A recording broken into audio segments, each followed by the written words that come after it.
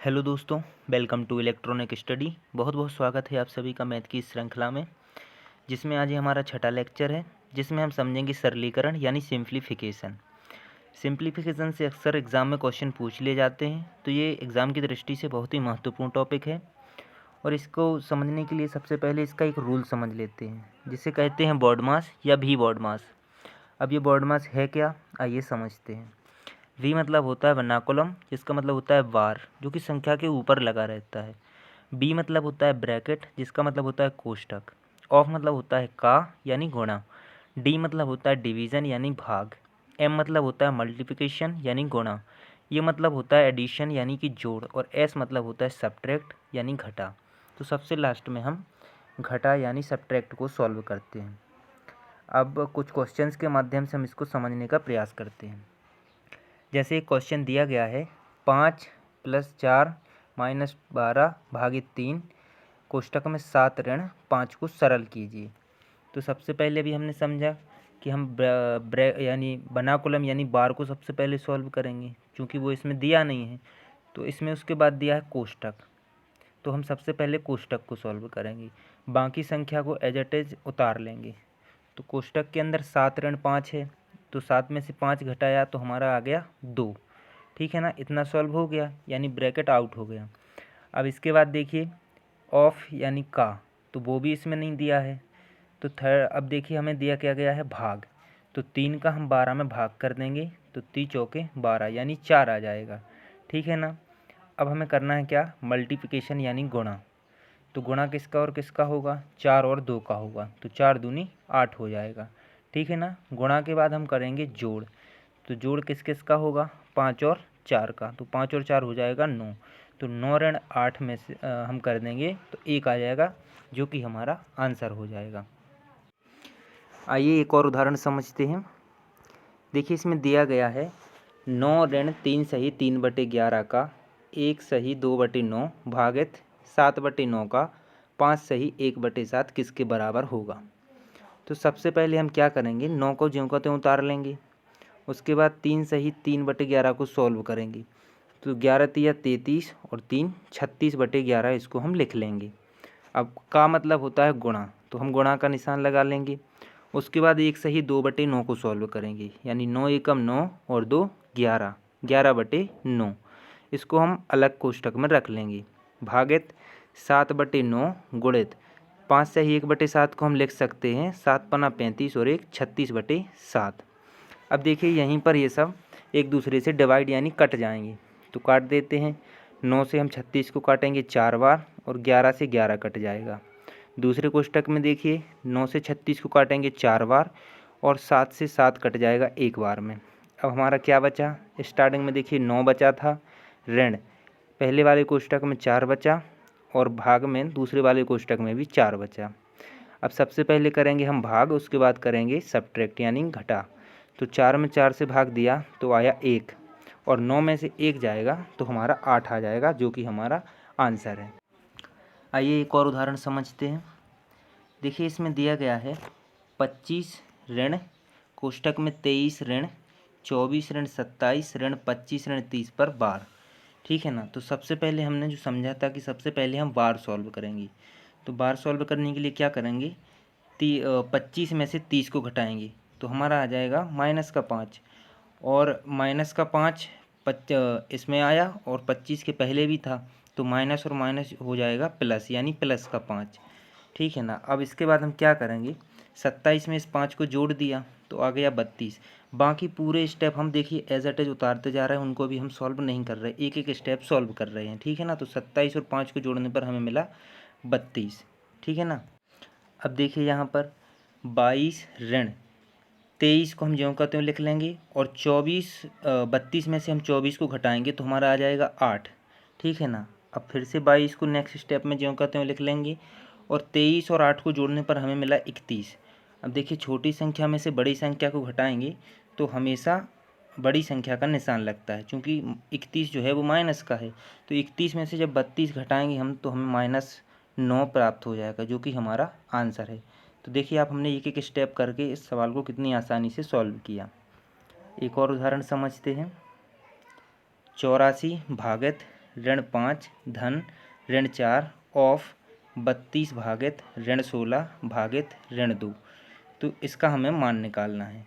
तो इसमें हम क्या करेंगे, 84 को सबसे पहले ज्यों का त्यों लिख लेंगे, उसके बाद भाग का निशान लगा लेंगे। ऋण 5 प्लस ऋण 4 को भी हम ज्यों का त्यों लिख लेंगे।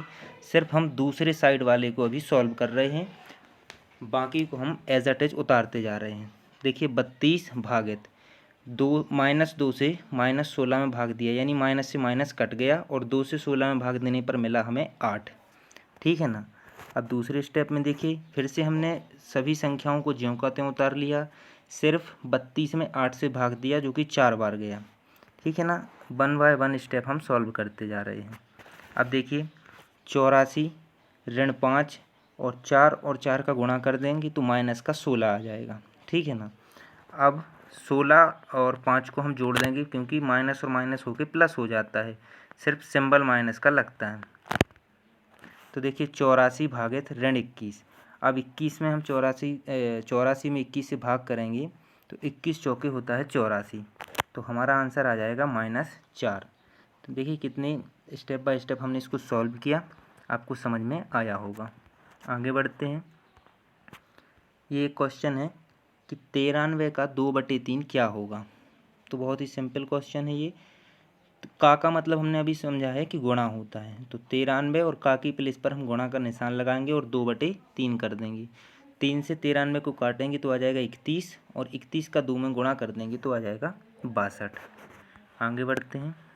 एक क्वेश्चन दिया है 7/16 भागित 28/32 भागित 4/8।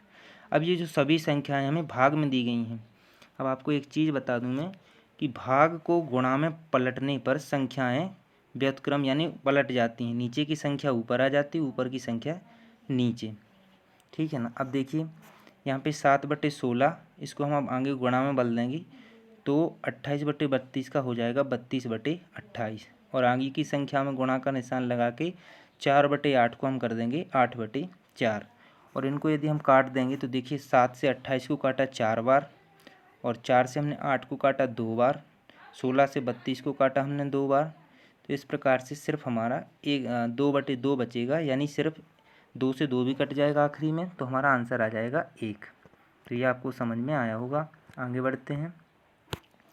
एक क्वेश्चन दिया है 3 + 4 भागित 2 गुणित 3 अपॉन में है 4 + 3 गुणित 2 भागित 3।